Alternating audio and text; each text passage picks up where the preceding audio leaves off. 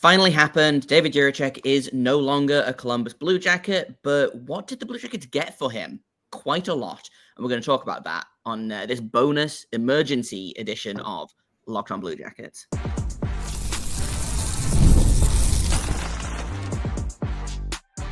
You're Locked On Blue Jackets, your daily podcast on the Columbus Blue Jackets, part of the Locked On Podcast Network, your team every day. Hello and welcome to a special emergency squadcast of Locked On Blue Jackets and Locked On Minnesota Wild. The Blue Jackets have traded David Jiricek. This is something that's been bubbling for a while now. They've sent him to the Minnesota Wild in return for a bunch of stuff. So we're going to talk about that. I've got my my wonderful friend and co-worker here at Locked On NHL, host of Locked On Wild, Seth Toupal.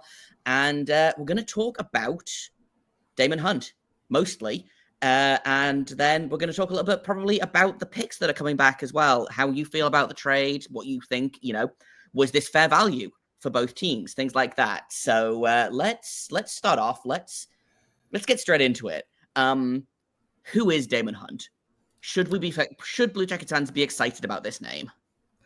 Well, I certainly was intrigued by what he brings to the table. And I think the reality of the situation, Jay, as we talked about in the other one of these that we did for Locked On Wild, is the realities of the situation for Hunt is that the decor for the Minnesota Wild this year has been healthy for the most part and has just been playing really, really well. Like, you don't have anybody in the top 7 defensemen that you can point to and say, boy, this guy is really not carrying his weight. Like, even down to John Merrill and Zach Bogosian, they've been serviceable this year. There haven't been glaring spots on defense that have needed any sort of adjustment or tweaking.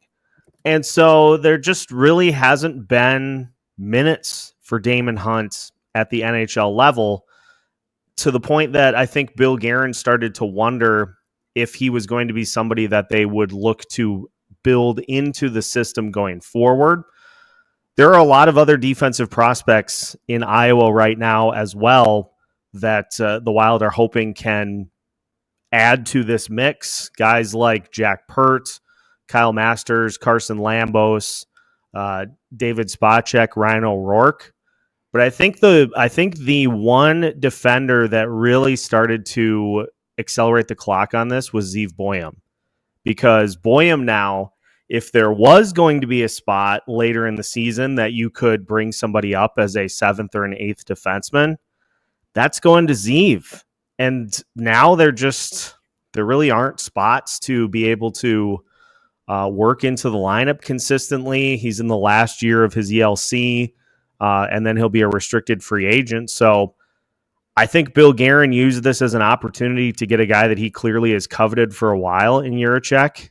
And Daemon Hunt, from what I've seen, brings a good offensive skill set to the table.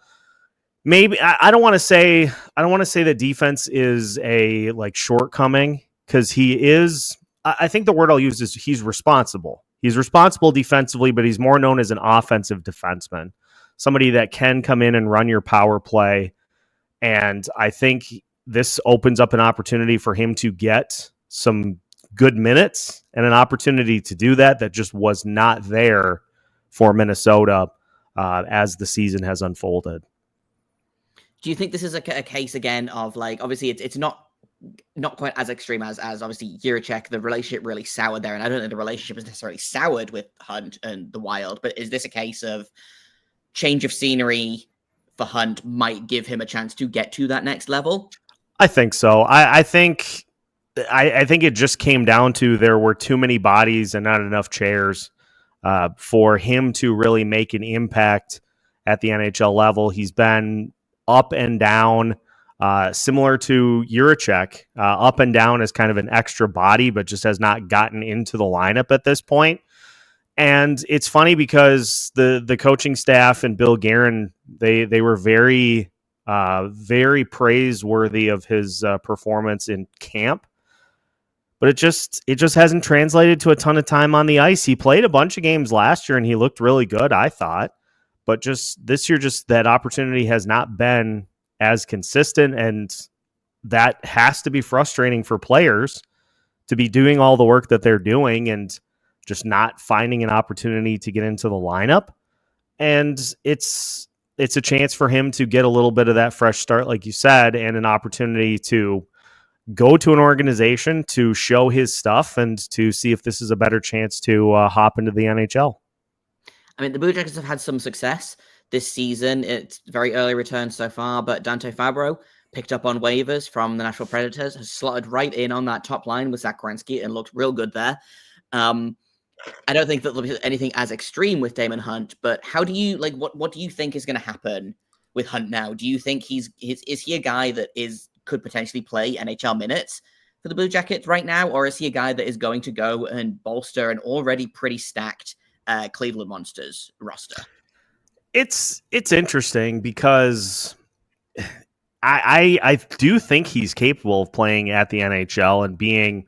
I don't know if he's going to be like a consistent piece of your top four per se, but I do think he has a future role in the NHL. I think that is very much within reach.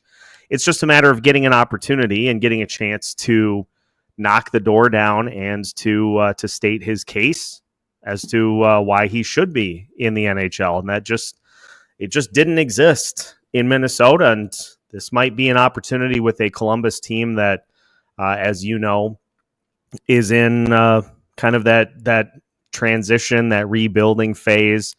So you're trying to just see what you have at a bunch of different positions. And it would not be surprising to me at all because Dean Evason was the former head coach of the Minnesota Wild. So he obviously is very familiar with what Daemon Hunt brings to the table. It wouldn't surprise me at all if Columbus ends up being the spot that gets him finally above water, so to speak, and into the NHL ranks. That's what I want to talk about next, actually. So I love not even having to segue here, but obviously Dean Evason, very familiar with a lot of Minnesota Wild players. And obviously you can't speak personally to like what that relationship was like between player and coach, but how do you feel Hunt kind of looked under Everson's coaching? Do you think that he was a player that kind of thrived under his coaching? Do you think there was some kind of not disconnect necessarily, but is this a player that you think Everson's going to be like psyched to have back on his squad?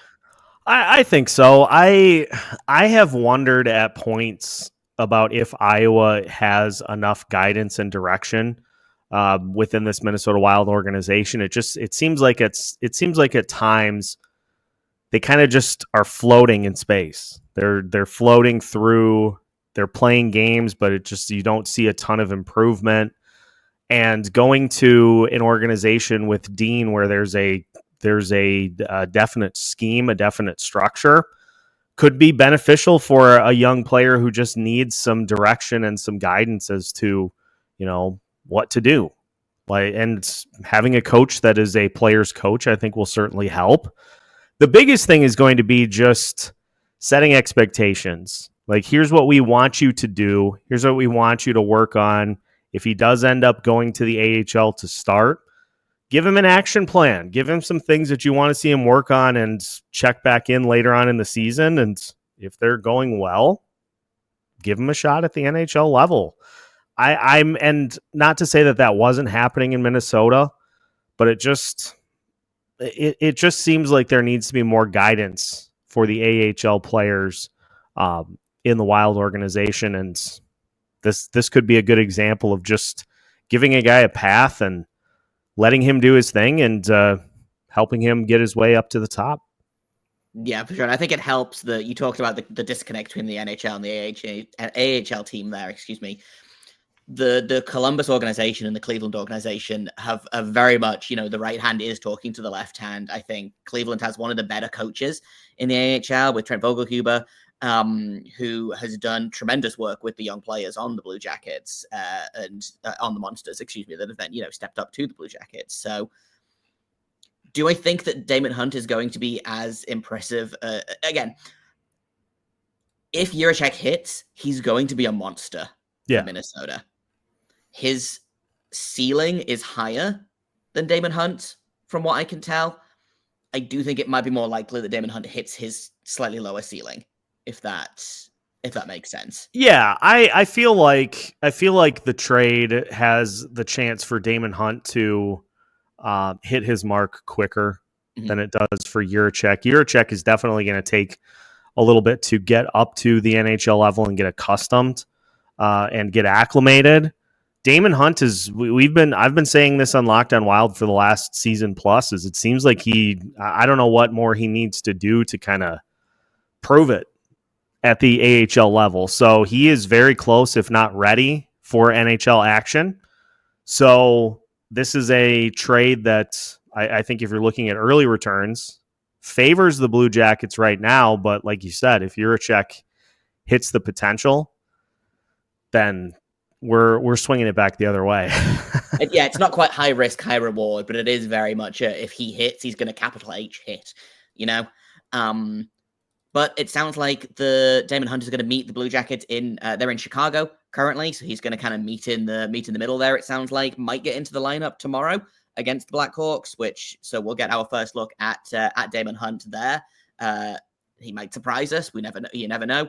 I want to talk as well. Obviously, the players were the meatiest things to talk about in this trade, but bunch of draft picks flying all over the place. So let me just talk through the draft picks for a second. So to the Minnesota Wild, you've got David Jiricek and a 5th round pick. To the Blue Jackets, you've got Daemon Hunt, a 2025 first round pick, a 2027 second round pick, a 2026 third round pick, and I believe also a 2026 fourth round pick. It's a bunch of picks flying all over the place. How do you feel? Does this feel balanced to you? Like, that's a lot of draft capital for the Wild to give up, and obviously they're in a different place of their journey, let's say, than the Blue Jackets are right now. I think the Wild are on pace to make the playoffs, and should in theory make some noise when they're there. Whereas the Blue Jackets are like clinging to that second wild card spot with the skin of their fingernails. That still feels like a lot of draft capital to give up for the Wild. Like, how do you feel about losing picks? My position recently has been, with as good as this Wild team is playing right now, you can only have so many draft picks and so many prospects in the system, where at some point you just have to start really using those picks to build up the NHL roster. Like, a draft pick helps you 5 years down the road, probably on average, like, is when they really start to, unless you're drafting at the first top 5. But the Minnesota Wild have not done that. The pick that they had at 13 was the highest since they've picked 9th. Traditionally, this Wild team picks in the 20s. And those, a lot of times, are players that are not going to help you for at least a few years. The Minnesota Wild are in a position where they could certainly use some help right now. And so those picks all on the table. The Wild didn't move any of their top prospects, so they still have those available to make a trade in season. And they had a ton of expendable draft picks in 2026. They had dual picks in, I think, the 3rd, 4th, 5th, 6th, and maybe the 7th round too. So obviously a few of those have been moved in this deal.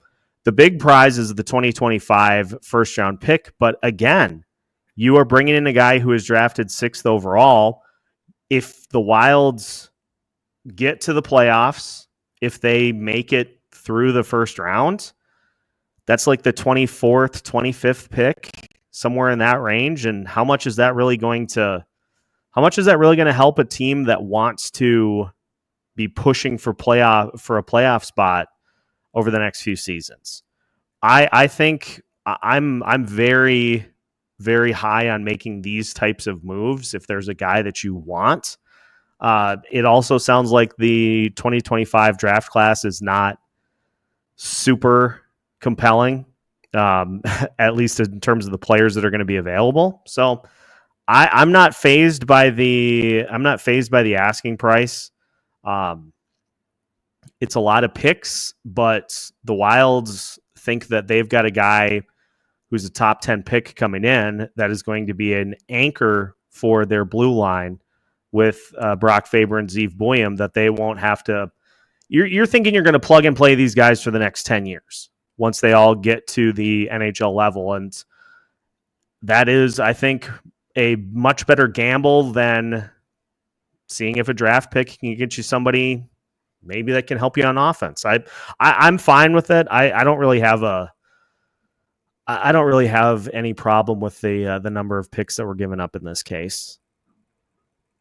Yeah, I think the only one is going to be that first round pick, and like obviously, the hope is that it is for you guys anyway. Is that it is 25th or above? The hope would be 32nd. Right. The dream is to give someone the 32nd pick.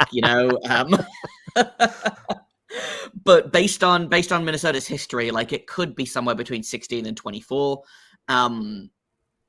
which is a respectable pick. And I think it's always intriguing to talk about Minnesota draft picks because they seem to find those guys. I don't remember the last time they drafted top 10, honestly.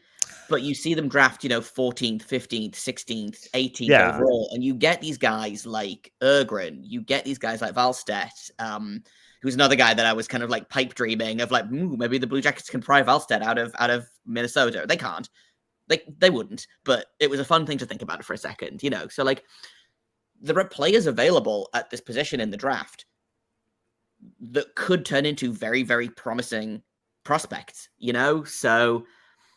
This, I would, and I kind of got into this, not into it on Twitter, but someone was like, I would have rather had NHL players than more futures. I disagree.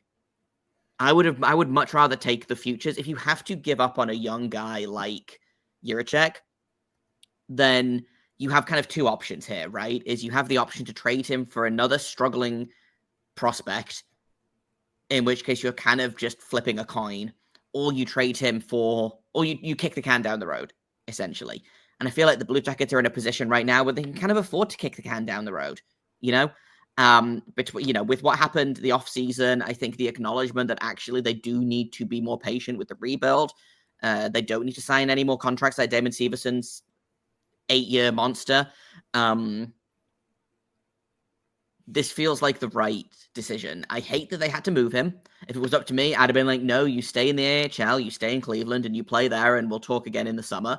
But they moved him.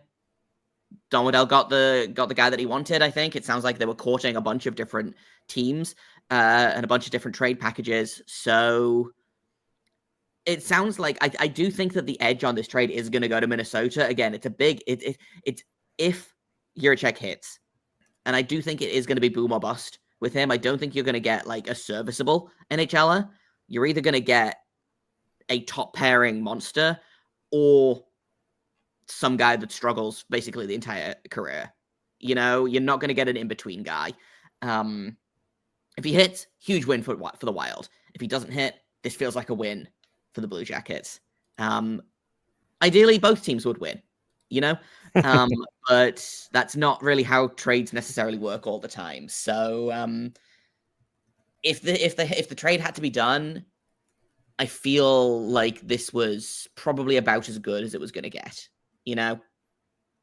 Yeah, I think to achieve what Columbus was trying to, this is a good return for a guy that's and we see this happen quite a bit. I mean, Rutger McGroarty is another good example recently of a guy that just didn't see an opportunity in Winnipeg to get to and do what he wanted.